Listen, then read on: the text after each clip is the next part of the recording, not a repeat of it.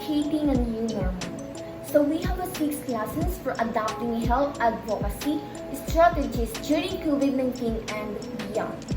The pandemic is for transforming the world around us, shifting priorities, repurposing resources, accelerating policy development, and more. And this new environment, tried and tested advocacy tactics like face-to-face interactions, ad hoc hallway conversations, and informal teas are no longer viable options. Here are the 6 lessons we've learned adapting to the new normal. First, here is the being nimble and creative. There is no time to waste. Since the onset of the pandemic, policies have been developed and implemented with unprecedented speed, often taxing already overstretched government. When we identify gaps in policy or service provisions, instead of first loudly calling on the government to take action, we have seen success rolling up on ourselves and offering to take specific action on policy development or dissemination ourselves with partners, or establish technical working group. When our offers of help are not taken up expeditiously or we lack the resources to support, we can turn to the media for reinforcement. Second here is keep an eye on the end goal. This is health for all. Our work toward creating equitable health system for all does not cease because of a pandemic. While we respond to the urgency of the moment, we must continue to maintain a long-term vision in our advocacy strategies. We must find effective ways of balancing efforts to focus on both short-term needs for COVID-19 response and longer-term health system improvements. As governments repeatedly build health system architecture to respond to the needs of today, there is a special opportunity to re-image primary health care in alignment with political commitments to placing at the foundation of universal health coverage, while advocating for specific health intervention such as the scale-up of medical oxygen and related technologies to treat COVID-19. We should also consider the ongoing need for medical oxygen for the treatment of childhood pneumonia. We have also found success in highlighting the indirect impacts of COVID-19 and the disruption of essential health services on vulnerable populations, issues that must remain on the policy agenda during and after the pandemic. So third, here is the pivot traditional partnership into catalytic ones. So advocates must set aside institutional egos and ask ourselves, who is the most important messenger? Who has the most influence to make this happen? Who do we need to hear from most? The answer to this question is not always us. We must understand when our involvement can move things forward and when progress can be made without us. We must also know when to cede our place at the table in order to make a space for marginalized voices. Working in coalitions can be essential, but also labor-intensive and may slow things down. We must think critically about our existing partnerships and be deliberative in the new relationship we form. We have stepped up collaborative partnerships from the grassroots to regional levels.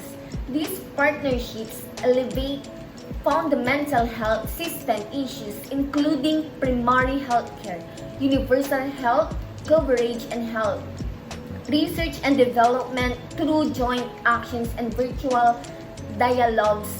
We have also stepped back where we knew our voice or expertise was not needed.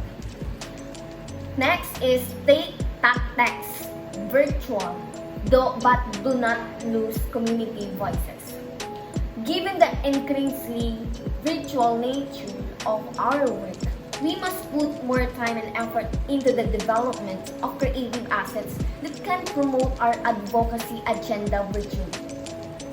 Thinking creatively about how to leverage new and existing communication tools have been increasingly useful for communicating with policymakers, expanding interface with communities, and combating the spread of misinformation. However, we cannot ignore the risks that virtual tools will exclude and marginalize community voices due to limitations in access to the technology. We have found the virtual engagements are useful with national level policymakers but not as effective at the sub-national level. As a result, critical community voices are being lost. We have found success in addressing this issue through improving the capacity of sub-national level advocates for virtual engagement. Their voice can be surfaced to national level committees to influence decisions that respond to the expressed needs of communities. We have also worked with government agencies and local partners to co-create inclusive communication tools that are responsive to community groups across the digital divide.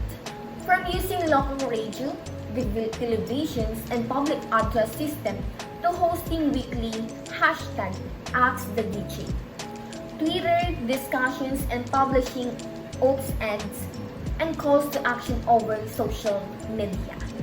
So next here is continue holding governments equitable. We find ourselves increased sitting at the table with governments, jointly coming up with the plans and supporting implementations of the same. This collaborative effort tests our traditional approaches for holding decision makers accountable and calls for a rethink of our approach of equitable. In response, our new equitability strategy provides platforms for decision makers to share their policy plans and priorities related to the pandemic. Through virtual forums, we have engaged Ministry of Health officials on topical issues ranging from commitment of immunizations to providing health system and ensuring continuity of essential health services. These forums provide opportunity for advocacy and equitability tracking by health advocates at various levels. So lastly, be gentle on yourself. While we adapt our advocacy approaches to the ongoing pandemic, we cannot ignore that we too are part of communities living in crisis. Our lives have been altered by curfews, stay at home order, children out in school, family members in need of care, and significant of emotional stress. To be the last advocates we can be, we must also take care of ourselves. Today more than ever, we are challenged with pressing matters of the pandemic while also maintaining focus on closing the equity gaps in access to health services. As advocates pivot their work to adjust today rapidly evolving public health landscapes, no one organization has all the answers. We do, however, want to get the conversations started.